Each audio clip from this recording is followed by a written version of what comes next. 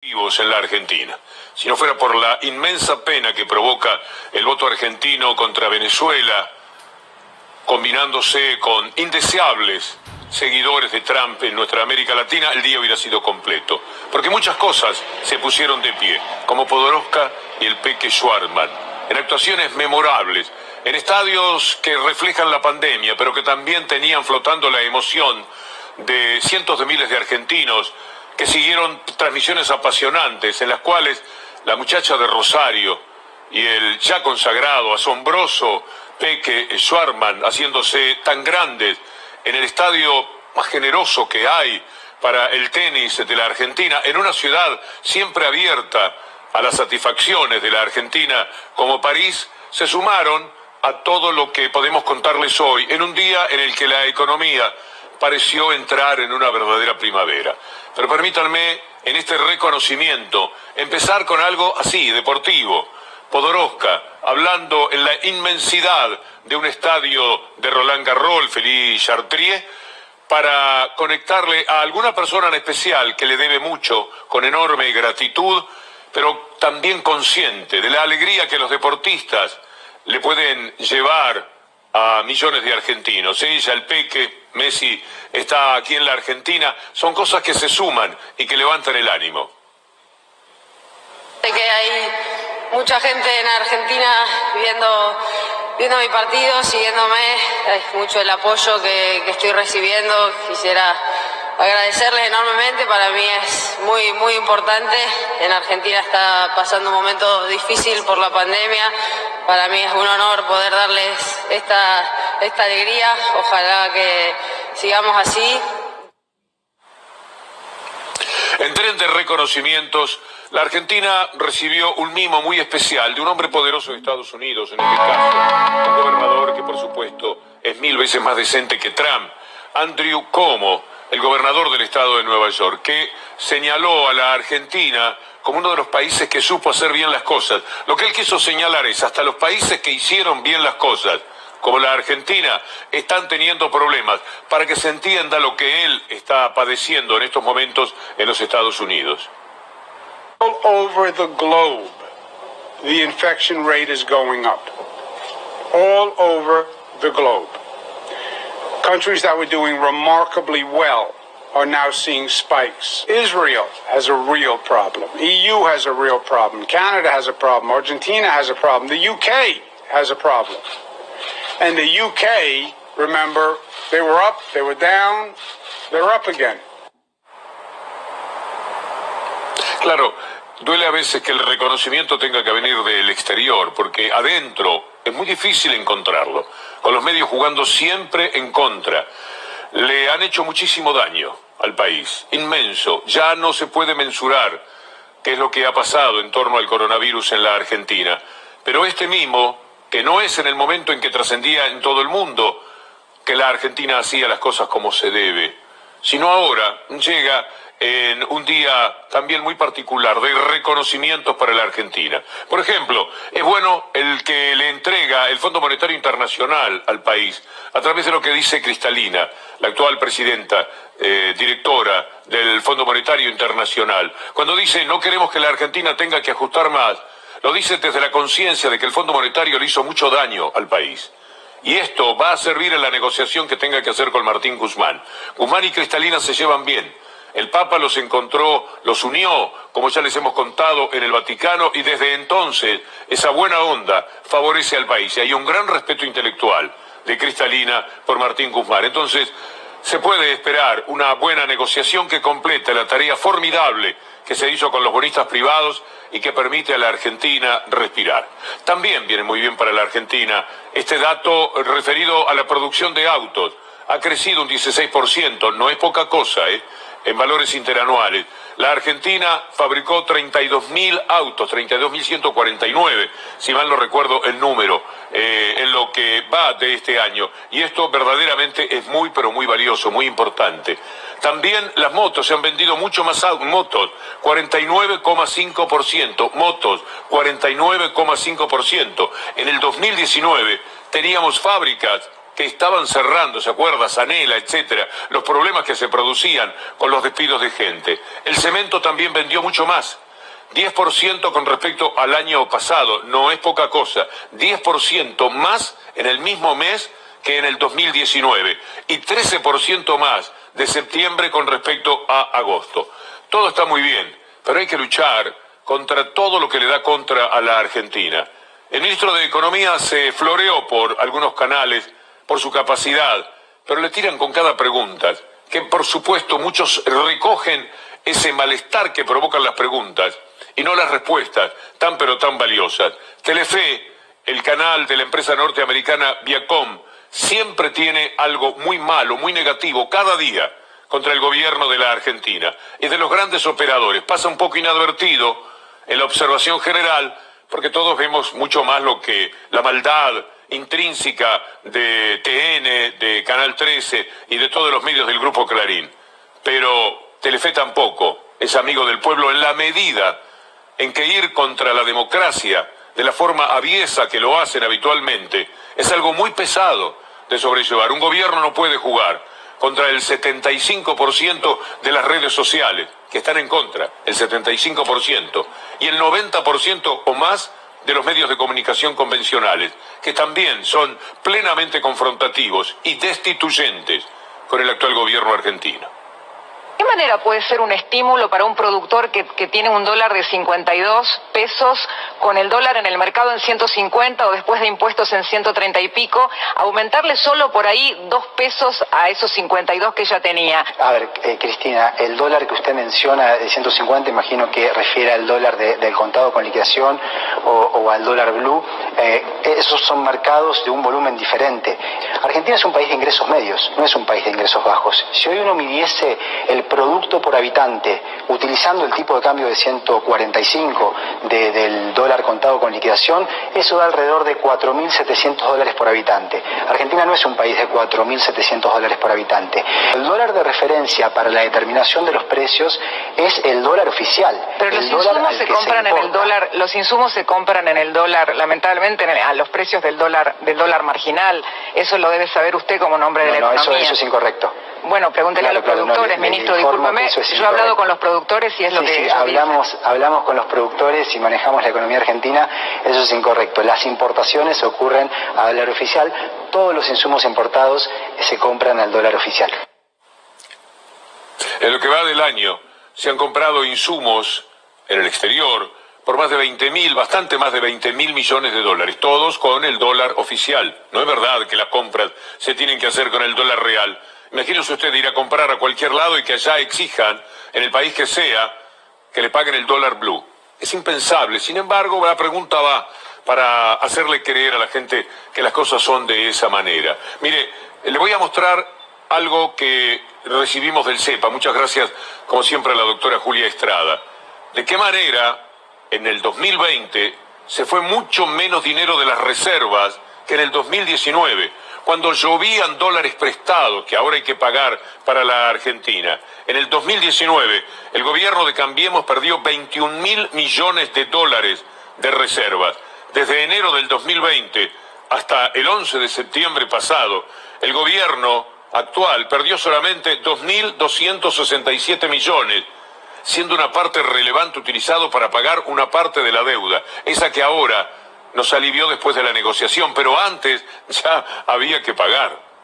Mire este cuadro del CEPA también, gracias a Julia Estrada. Este cuadro es ilustrativo. Allá estaban las reservas bien altas en determinado momento, pero mire cómo la línea baja, casi horizontal, con algunas bajadas y subidas, la última línea, la final, marca 2019-2020, y ahí está lo que se perdió de reservas, prácticamente lo mismo, y ahora con la pandemia en la República Argentina, por lo cual vale la pena dar la pelea y dar la lucha. Es muy difícil, es muy duro. Miren lo que pasa con Carlos Heller. Carlos Heller es uno de los hombres más prestigiosos históricamente de la banca en la República Argentina.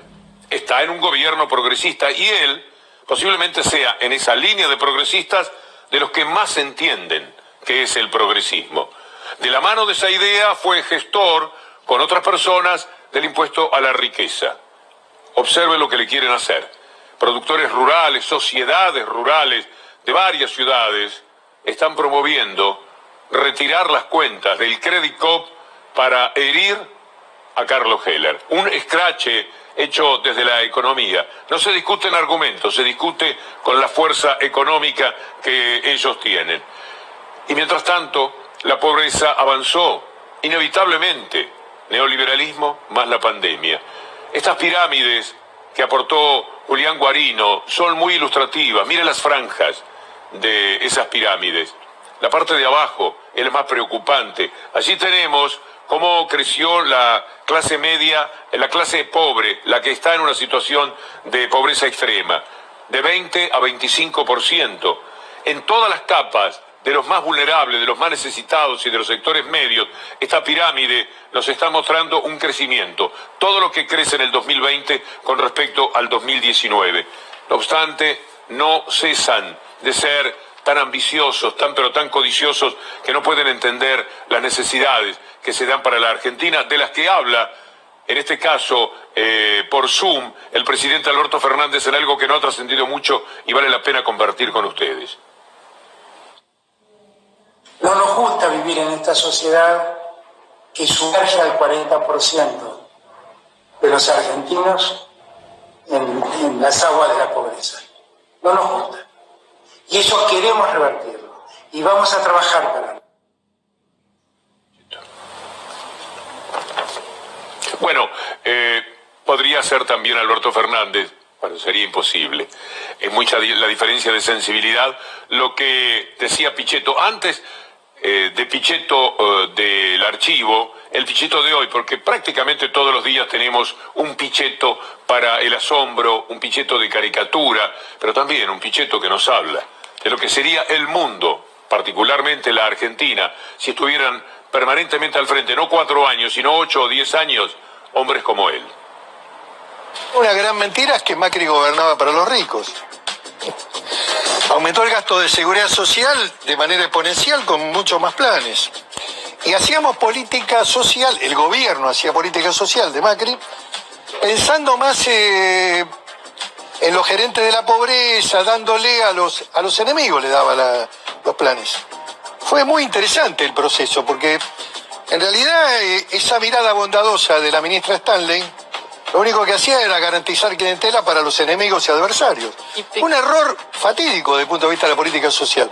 El rumbo lo que preocupa de la Argentina. Esta visión del pobrismo, esta visión de que el único camino es el plan, la única salida es Ezeiza.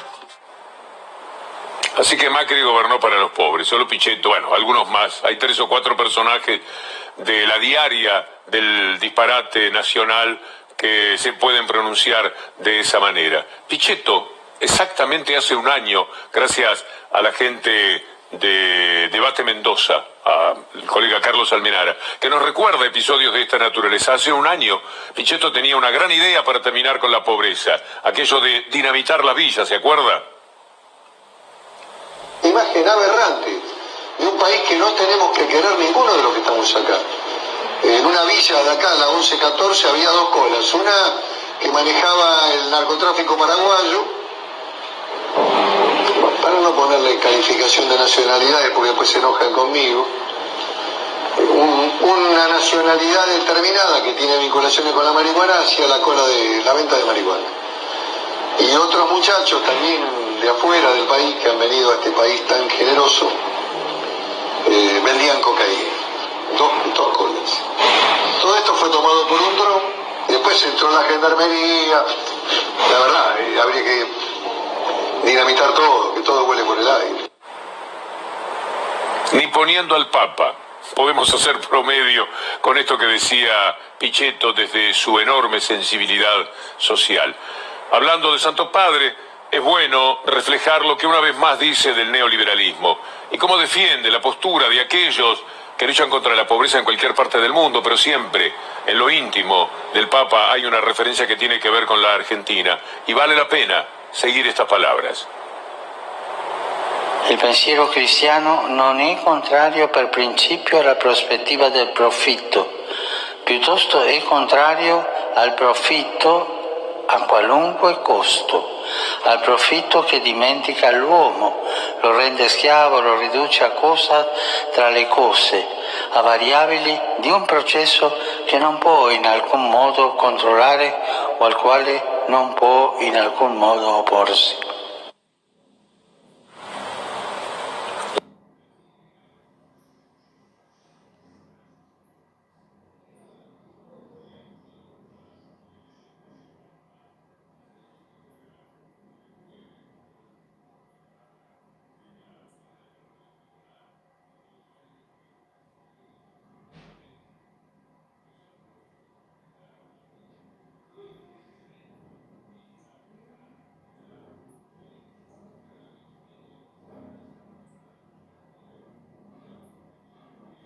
La encíclica del Papa es aliviadora, por cierto, para el mundo. El día iba bastante bien. Podoroska, el Peque Schwartman, la selección que juega el jueves, a mí me dará mucho gusto relatarla en la cadena de Radio Nacional, en todo el país, un reencuentro muy lindo con el fútbol de Messi. Los autos que se fabricaron, las motos que se vendieron, el cemento que invita a pensar en la construcción, el reconocimiento del Fondo Monetario Internacional a sus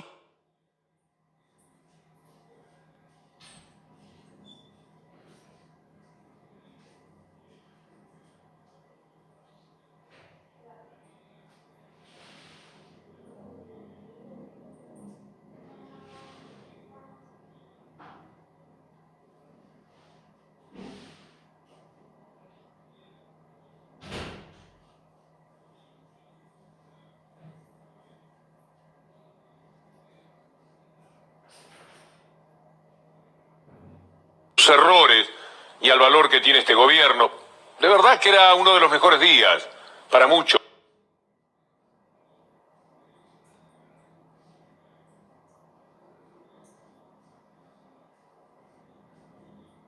En especial para quien le habla. Pero de pronto tomamos conocimiento del voto a Venezuela. Y esto es una pena. Ya la semana pasada, o en esta, les habíamos mencionado la visita de un personaje nefasto, que es el embajador de los Estados Unidos a la Cancillería.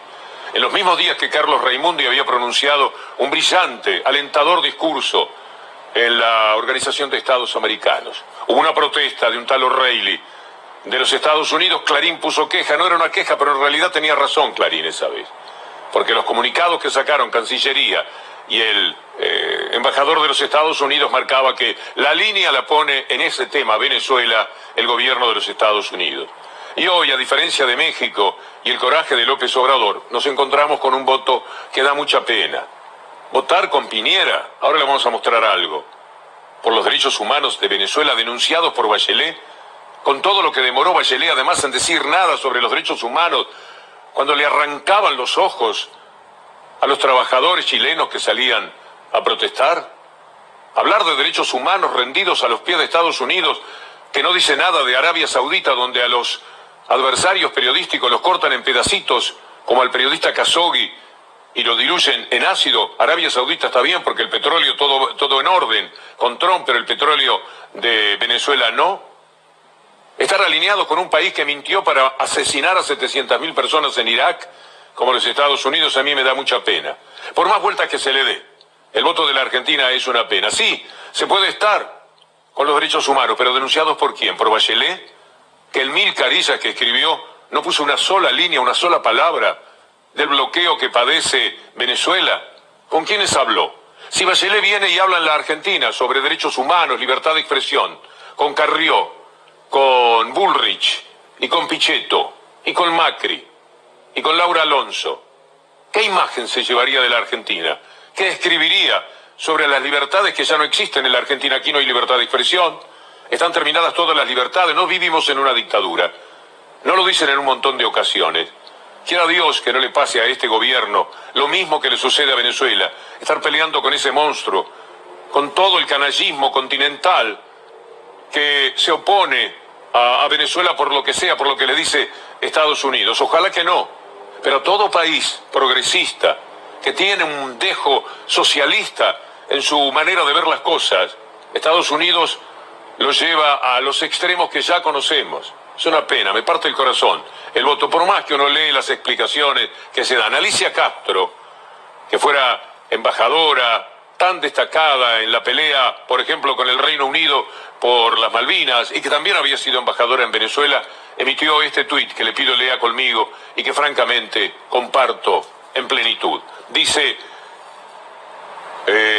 Cancillería Argentina votó la resolución del Grupo de Lima, condenando a Venezuela con Bolsonaro, Duque, Piñera, Vizcarra, en cuyos países se violan flagrantemente los derechos humanos.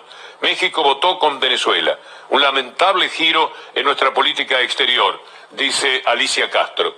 El voto, por ejemplo, fue acompañando al voto de Chile. Le vamos a mostrar derechos humanos de Chile, el derecho que tiene a la protesta la gente. Si a una persona la tiran de un puente, como hizo ese policía con un joven de apenas 16 años, es porque todo está permitido. Es porque el mismo ejército de las calles de Chile que van contra los trabajadores y les arrancan los ojos de verdad porque tiran a los ojos decenas de personas ciegas o con un ojo menos en Chile. Bueno, te podría sorprender que enojado un policía lo tire para abajo, sabe que lo están filmando, que hay cámaras para todos lados, no le importa, lo tira para abajo. Y Chile vota sobre los derechos humanos después de todo lo que ha sucedido. Y Bolivia, donde la asesina presidenta le dijo a los militares: maten, que nadie les va a pedir explicaciones, hagan lo que hagan. Es una tristeza. La Argentina ha hecho mucho. A mí me cuesta, me da pena tener que decir esto en función de que aquí está Evo Morales y eso es coraje internacional. Aquí se ha denostado claramente al gobierno boliviano, por eso es que reaccionaron como lo hicieron. Pero en este caso, la presencia de un representante de Trump llevando a este voto da francamente mucha pena. Pasan cosas, ¿no? Miren lo que hizo Clarín este fin de semana. Volvió al tema Nisman. Yo pensé que con el libro de Dugan, de Pablo, y con la película de Netflix, que no quería decir lo que decía el libro, pero lo tuvo que decir. Todos entendimos que la película de Netflix hablaba de que era imposible imaginar que lo habían asesinado a Nisman. Bueno, ahora sacaron, siempre reaparecen, dejaron pasar un tiempo, no dijeron nada, porque todo el mundo advierte el canallismo que implica decir que a Nisman lo mataron, pero salieron otra vez con 80 y pico de llamadas que hubo de los 2.000 espías que pululan y que hablaron un domingo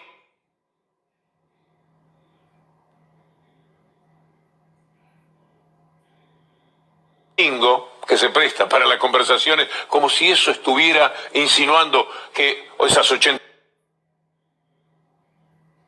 personas, más todos los integrantes del gobierno de Cristina Kirchner, más todos los habitantes del edificio, más todo el barrio de Puerto Madero, todo el mundo era cómplice. Un kiosquero que estaba en la esquina, etcétera, todos cómplices del doble asesinato. Dos asesinos que no tuvieron ningún problema en salir como si fueran artistas del Circo de Soleil, después de matarlo y ponerlo en el piso a Nisman y salir por un cachito así de la puerta entreabierta, y que después pudieron abrir y dejar cerrado por dentro, y que después salieron sin que ninguna de las 1.000 cámaras que había los tomara, del edificio, del predio de Puerto Madero, de la ciudad de Buenos Aires. No, pero además lo sabían también los que iraníes venían en buquebús, ¿se acuerda de lo de Carrió? O sea que había como 500 personas más o menos bien dateadas de que sabían que iban a suicidar a Nisman. Esto se anima a decirlo el diario Clarín, desde la canalla y la inmundicia periodística, la bajeza más grande que se pueda cometer. Se pelea contra enemigos muy duros, contra enemigos terribles, porque ya sabemos a quién le tiran el cadáver suicidado de Nisman. Hay que tomar conciencia, son los mismos que esto lo usarían. Bueno, apareció el diario El País de España, gran jugador del neoliberalismo, después de haber sido el mejor diario escrito en este idioma, se convirtió en un diario de los bancos, de los sectores de la actividad económica, y por supuesto también le pegó en estos días el gobierno argentino. Le van a pegar mucho. Van a hablar de una dictadura, van a hablar de la pobreza que hay en la Argentina, pasarán por alto la pandemia, el nombre de esa pobreza. ¿Qué nos llegarán a pensar en el momento en que no puedan destituir a este gobierno? Y a propósito de Nisman, vale la pena decir lo que ocurre con Robert Noble. Embajada Americana, Interpol, ¿qué es lo que está jugando aquí? Robert Noble toda la vida ha dicho y pedía para venir a declarar, para decir que nunca se levantaron las alertas rojas. Interpol le salió al cruce a su funcionario y dijo, no, nos vamos a hacer cargo nosotros de la respuesta.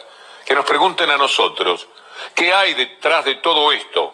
En medio de la maraña de personajes y medios de comunicación que son capaces de hacer cualquier cosa. El abogado Alejandro Rúa dijo al respecto algo muy valioso. Omitió no solo no mandó, sino que omitió pues la solicita. Ahora hay otro fiscal, un tribunal, el tribunal dispone, las partes propusieron este testimonio, se hace un caso en el que incluso nosotros ya no intervenimos porque desgraciadamente falleció Tillerman, que era la persona que nosotros defendíamos en la instancia de juicio. O sea, esto es para nosotros tardío de cualquier manera. Venga Noble mañana y diga lo que diga. Esto ya es una desgracia que se tendría que haber evitado, porque recordemos que al otro día de la denuncia de Nisman, ya salió Noble a decir lo que dice Nisman es falso. Debe ser por estas derrotas que nos hacía tanta falta una Podoroska, un Peque y algunas noticias económicas alentadoras. Un país que ahora no es como esos gráficos de alguien que está moribundo y se mueve a penitas, sino que pega un salto de vez en cuando y otro salto. El 2021 seguramente será mejor que el 2020. Ya el 2020, en plena pandemia, muestra arrestos positivos. Esto naturalmente lo celebramos, esto vale la pena consignarlo. Vamos a ver qué pasa ahora con la pelea que hay con Clarín y el establishment por los jueces ocupas. Vamos a presentar este trabajo de sobredosis que tiene que ver con esa pulseada. El Poder Judicial se metió en la gresca política. ¿Y cómo se entra a una gresca? Pegando una piña, obvio. Eso es lo que hizo la Corte Suprema hoy. Bombazo en la Corte. Aceptó el recurso de per saltum presentados por los jueces removidos por Cristina Kirchner desde el Senado. Casi un anticipo de lo que la Corte va a definir. Es importante destacar, no removieron a estos jueces, no, porque lo que ocurrió con estos jueces es que se rechazó el procedimiento de traslado que se aplicó en el año 2018, que lo aplicó Mauricio Macri. Sabemos bien que con un objetivo político. Lo veo al doctor Freiler, sí. Y permitime decir una cosa, que el doctor Freiler ha sido víctima de haber integrado esa sala 1 que ratificó por unanimidad el procesamiento de Mauricio Macri por espionaje ilegal. No mucho ha trascendido, pero Alberto Fernández estuvo en una reunión por Zoom con el Frente de Todos hablando de los jueces ocupas, también de lo que se tiene que dirimir por parte de la Corte Suprema de Justicia. En los últimos 10 años, el per saltum se abrió en 2 ocasiones. La primera vez para ver la ley de democratización de la justicia. La segunda vez para discutir la continuidad de 3 jueces que entraron por la ventana a un tribunal. Quiere decir que lo único que parece que tiene gravedad institucional es lo que le pasa a los jueces. La Argentina está repleta de casos de gravedad institucional. Durante años denunciamos los abusos judiciales, durante años denunciamos las detenciones indebidas bajo la forma de la prisión preventiva.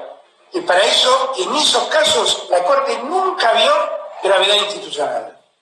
Pero 3 jueces que entran por la ventana, le decimos, señores, vayan a buscar el acuerdo del Senado para legitimarse en sus cargos, y eso sí, para la Corte revise gravedad institucional. El presidente de la Corte Suprema se victimiza. Él sufre un ataque. Entró a dedo. Flagrante delito jurídico el hecho de que esté en la Corte Suprema de Justicia. Votó en el 2-1 a favor de los genocidas. Ha sido claramente el representante de las corporaciones, a tal punto que entre ellas han refutado y han pedido que Rosenkrantz se abstenga en algún voto porque en el juego de corporaciones ha favorecido a una y a otra. Es un hombre cuya moral lo llevó a borrar los antecedentes que tenía de haber trabajado para Héctor Manieto en el Grupo Clarín y haber trabajado también para el diario La Nación. Esa es la persona que se victimiza, dice que está sufriendo un ataque, un embate muy duro. Convengamos que cada uno de ellos, cada uno de los integrantes de la Corte ha dado buenos motivos, en general, quizás no tanto Maqueda, como para que, en efecto, la mirada hacia la Corte sea de espanto. Vamos a ver si los convoca también esa palabra, cuando tengan que decidir a dónde van a ir a parar Bruglia y Bertuzzi, si se pueden quedar en el lugar en donde nunca debieron estar, o si tienen que ir a donde les corresponde, y permiten, desde el punto de vista jurídico, que la Argentina tenga un respiro, como el que hoy dio la economía, una alegría como la que hoy generaron Podoroska y el Peque Schwarzman, como la que se está esperando de la selección argentina. Una alegría necesaria en tiempos de pandemia, en tiempos de ciertas frustraciones. No viene nada mal poderle contar con alguna mancha las cosas positivas que se dieron en esta jornada. Pablo Dugan los sigue acompañando mientras llega Gustavo Silvestre, gracias a Julián Capaz, Anabela Sánchez